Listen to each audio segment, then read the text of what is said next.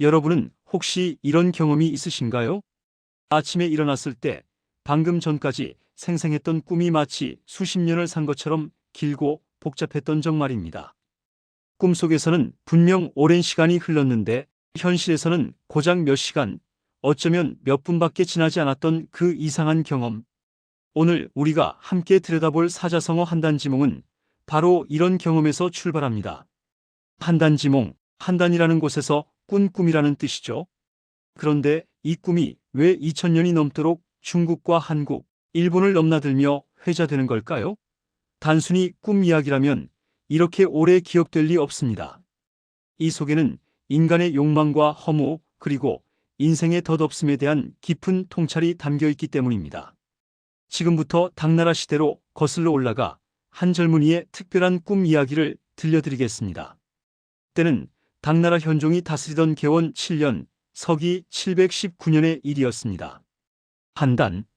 지금의 중국 하북성에 위치한 이 도시는 전국시대 조나라의 수도였던 곳으로 당시에도 여전히 번화한 역참이 있는 교통의 요지였습니다. 수많은 여행객들이 오가며 잠시 쉬어가는 이곳에는 작은 주막들이 즐비했죠. 한단역 입구의 한 주막. 이곳에서 운명적인 만남이 이루어집니다. 여관문을 열고 들어온 젊은이가 있었습니다. 이름은 노생. 성은 노시요. 이름은 전해지지 않아 그저 노생이라 불렸던 청년이었습니다. 20살 남짓한 나이에 그는 온몸에 먼지를 뒤집어 쓴 채 지친 기색이 역력했습니다. 주막 안을 둘러본 노생의 눈에 한쪽 구석에 홀로 앉아있는 노인이 들어왔습니다. 희끗희끗한 수염에 도포를 입은 그 노인은 여느 도사의 모습이었는데 이상하게도 노생의 시선을 사로잡는 무언가가 있었습니다. 그의 이름은 여옹, 여씨 성을 가진 도인이었죠. 노생은 여옹 옆자리에 자리를 잡고 앉았습니다. 여행의 피로를 풀기 위해서였을까요? 아니면 그 노인에게서 느껴지는 묘한 기운 때문이었을까요? 주막 주인이 조좁쌀을 씻어 저녁밥을 짓기 시작했습니다. 김이 모락모락 피어오르는 부뚜막 앞에서 주인은 능숙한 솜씨로 불을 지폈습니다. 노생은 낡은 도포에 소매를 걷어 올리며 한숨을 내쉬었습니다. 그러자 자연스럽게 여옹과 대화가 시작되었습니다. 노생은 자신의 처지를 털어놓기 시작했습니다. 가난한 농가에서 태어나 평생을 들판에서 고된 노동으로 보냈다는 것. 학문에는 뜻이 있었으나 가난 때문에 제대로 공부할 수 없었다는 것을 말했죠. 그의 목소리에는 깊은 좌절과 불만이 묻어났습니다. 노생의 말은 계속 이어졌습니다. 세상의 불공평함에 대한 불만, 자신의 재능을 펼칠 기회조차 주어지지 않는 현실에 대한 분노가 쏟아져 나왔습니다.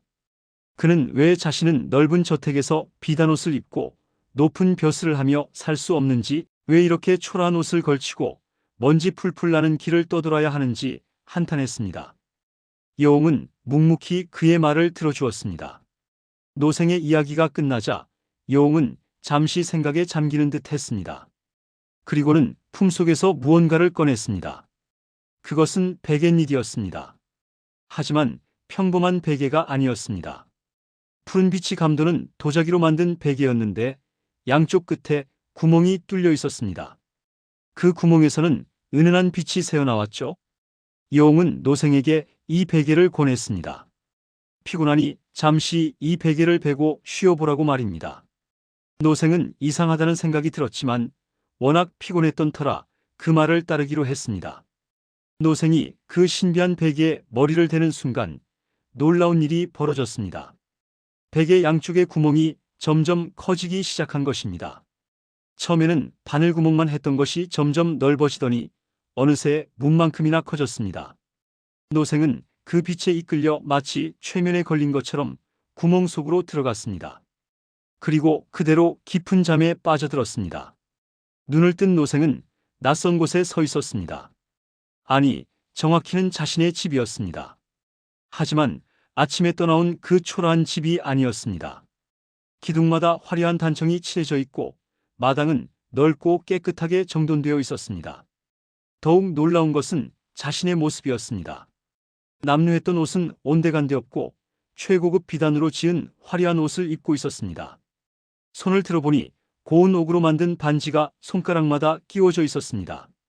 이게 꿈인가 현실인가 혼란스러워하는 사이 한 여인이 다가왔습니다. 그녀는 청아 최 씨 집안의 딸이라고 자신을 소개했습니다. 청아 최 씨라면 당대 최고의 명문가 아닙니까? 노생은 그녀와 혼인을 치렀습니다. 혼례식은 그야말로 성대했습니다. 온 동네 사람들이 모여들었고 축하의 말들이 끊이지 않았습니다. 신혼의 행복도 잠시, 노생에게 또 다른 기회가 찾아왔습니다. 과거 시험에 응시하라는 소식이었습니다. 노생은 망설임 없이 시험장으로 향했습니다. 어려서부터 꿈꾸던 순간이었죠. 시험 결과가 발표되었습니다. 노생은 당당히 진사에 급제했습니다. 수석 합격이었습니다. 그의 이름이 방방곡곡에 알려졌습니다. 젊은 나이에 장원 급제한 수재라는 소문이 퍼졌죠. 급제 후 노생의 인생은 파죽지세였습니다. 첫 관직은 교주자사였습니다. 교주는 지금의 산동성 일대로 넓은 지역을 관할하는 중요한 자리였습니다. 노생은 그곳에서 백성들을 어질게 다스렸습니다. 억울한 송사를 공정하게 해결하고 세금을 합리적으로 거두었으며 흉년이 들면 창고를 열어 백성들을 구제했습니다. 그의 명성은 조정에까지 전해졌습니다. 황제가 직접 그의 이름을 거론하며 칭찬했습니다. 그리고 곧 더 높은 벼슬이 내려졌습니다. 노생은 병부 실랑에 임명되었습니다. 병부는 군사를 담당하는 부서로, 실랑은 그 차관급에 해당하는 높은 자리였습니다. 수도로 돌아온 노생은 화려한 저택에 살게 되었습니다. 저택은 넓은 정원과 연못을 갖추고 있었고 수십 명의 하인들이 그를 시중들었습니다. 하지만 인생이 항상 순탄할 수만은 없는 법입니다. 노생이 벼슬길에 오른 지 10여 년이 지났을 무렵 조정에 파벌 싸움이 일어났습니다. 간신들의 모함과 시기가 그를 향했습니다. 그들은 노생이 권력을 농단하고 뇌물을 받았다며 황제에게 거짓 보고를 올렸습니다. 노생은 하루아침에 모든 관직에서 파면되었습니다. 그뿐만 아니라 죄인의 몸이 되어 궁벽한 시골로 귀양을 가야 했습니다. 화려했던 저택은 압수되었고 그를 따르던 사람들도 모두 떠나갔습니다. 오직 아내만이 그의 곁을 지켰습니다. 유배지에서의 생활은 고통스러웠습니다. 낮에는 밭을 갈고 밤에는 좁은 초가집에서 거친 음식으로 끼니를 때웠습니다. 한때 천하를 호령하던 고관이 이제는 죄인의 신분으로 전락한 것입니다. 하지만 노생은 굴하지 않았습니다.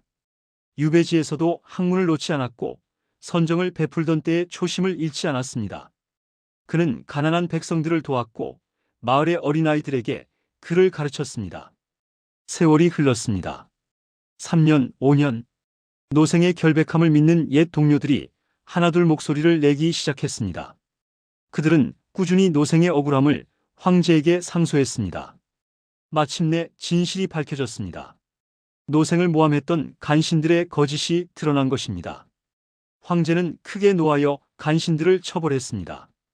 그리고 노생에게 사죄의 조서를 내렸습니다. 노생은 다시 조정으로 돌아왔고 이전보다 더 높은 벼슬에 임명되었습니다. 이번에는 재상의 자리였습니다. 재상이 된 노생은 나라를 다스리는 최고의 지위에 올랐습니다. 황제 바로 아래에서 온갖 국사를 처리했습니다. 외교 문제, 군사 문제, 세금 문제, 인사 문제. 모든 것이 그의 손을 거쳐갔습니다. 노생은 현명하게 나라를 이끌었습니다. 북방에 이민족이 침입하자 직접 군대를 이끌고 출정하여 승리를 거두었습니다. 백성들의 세금 부담을 줄이고 관리들의 부정부패를 뿌리 뽑았습니다. 학교를 세워 인재를 양성했고 도로를 닦아 상업을 발전시켰습니다. 그의 명성은 하늘을 찔렀습니다. 사람들은 그를 가리켜 당대의 명재상이라 칭송했습니다. 백성들은 그의 덕을 노래로 만들어 불렀습니다. 세월은 계속 흘렀습니다. 노생의 슬하에는 5명의 아들이 있었습니다. 모두 출중한 인물들이었죠. 큰아들은 한림학사가 되었고 둘째 아들은 지방의 자사가 되었습니다. 셋째와 넷째는 명문가의 딸들과 혼인했고 막내 아들은 뛰어난 무예로 장군의 반열에 올랐습니다. 노생의 손자들도 하나같이 훌륭했습니다. 그들 중 몇몇은 과거에 급제했고 또 몇몇은 무과에 합격했습니다. 노생의 집안은 그야말로 명문가 중의 명문가가 되었습니다. 하지만 모든 영화에는 끝이 있는 법입니다. 노생은 어느덧 80세의 고령이 되었습니다. 온몸에 병이 들기 시작했습니다. 등이 굽고 귀가 어두워졌으며 눈도 침침해졌습니다. 한때 건장했던 몸은 바람에 꺾일 듯 약해졌습니다.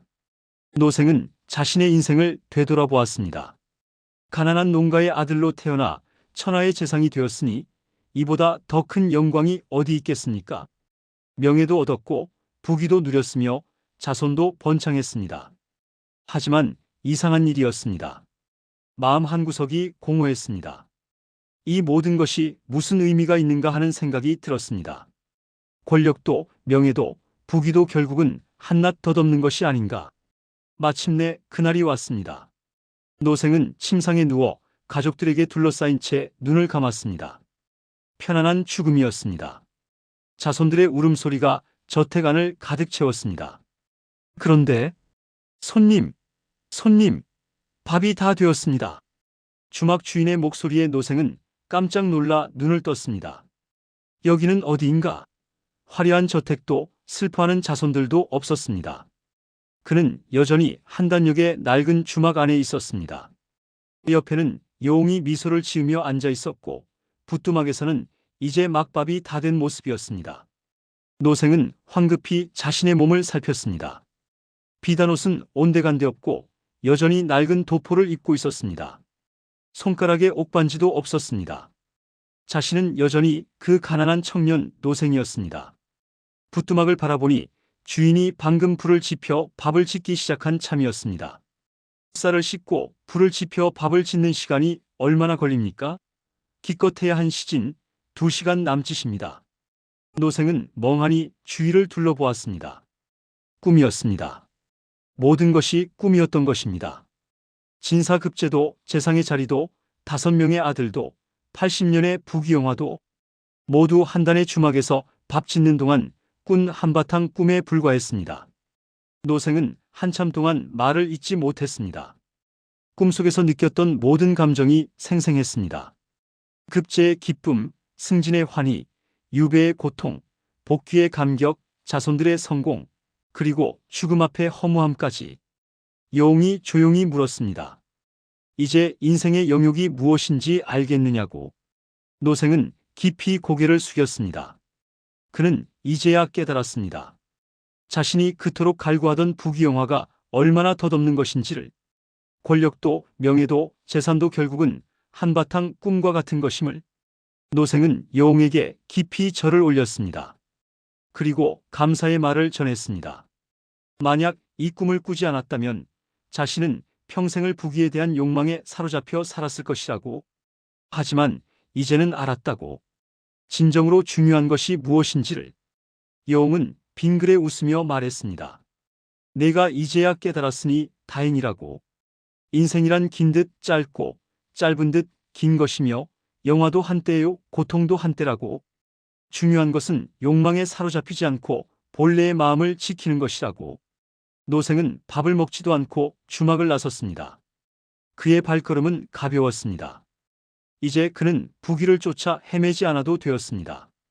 꿈속에서 이미 모든 것을 경험했고 그것이 얼마나 허망한 것인지 깨달았으니까요. 이것이 바로 한단지몽의 유래입니다. 이 이야기는 당나라의 문인 심기재가 쓴 침중기에 처음 기록되었습니다. 한단지몽은 단순히 허무한 꿈을 의미하는 것을 넘어섭니다. 이 고사는 우리에게 여러 가지 깊은 교훈을 전해줍니다. 첫째, 인생의 부귀영화는 한바탕 꿈과 같다는 것입니다. 우리가 그토록 집착하는 권력, 명예, 재산이 영원한 것이 아니라는 사실을 일깨워줍니다. 둘째, 욕망에 사로잡힌 삶의 허무함입니다. 노생이 꿈속에서 모든 것을 이루었지만 결국 공허함을 느꼈듯이 끝없는 욕망의 추구는 진정한 행복을 가져다주지 못합니다. 셋째, 시간의 상대성입니다. 80년의 인생이 밥 짓는 짧은 시간 안에 펼쳐졌듯이 우리가 느끼는 시간의 길이는 절대적이지 않습니다. 이 이야기는 중국을 넘어 한국과 일본에도 전해졌습니다. 조선시대 문인들은 한단몽을 소재로 수많은 시를 지었고 일본에서는 가부키와 노연극으로 만들어지기도 했습니다. 오늘날에도 한단지몽은 여전히 유효한 메시지를 전합니다. 현대인들 역시 성공과 출세를 향한 끝없는 경쟁 속에서 살아가고 있지 않습니까? SNS에 올라온 화려한 삶을 부러워하며 남과 비교하며 불행을 느끼지는 않습니까? 한단지몽은 우리에게 묻습니다. 당신이 쫓고 있는 것은 정말 가치 있는 것인가? 그것을 얻는다 해도 당신은 진정 행복할 수 있는가? 2000년 전 한단의 주막에서 밥 짓는 짧은 시간 동안 80년의 인생을 꿈꾼 노생처럼 우리도 혹시 덧없는 환상을 쫓으며 정작 소중한 것을 놓치고 있는 것은 아닐까요? 오늘 밤 잠자리에 들 때 한번 생각해 보시기 바랍니다. 내가 추구하는 삶은 과연 무엇인지, 진정으로 소중한 것은 무엇인지를. 한단지몽, 그 꿈의 교훈은 오늘도 여전히 우리 곁에 살아 숨쉬고 있습니다. 구독과 좋아요 부탁드립니다.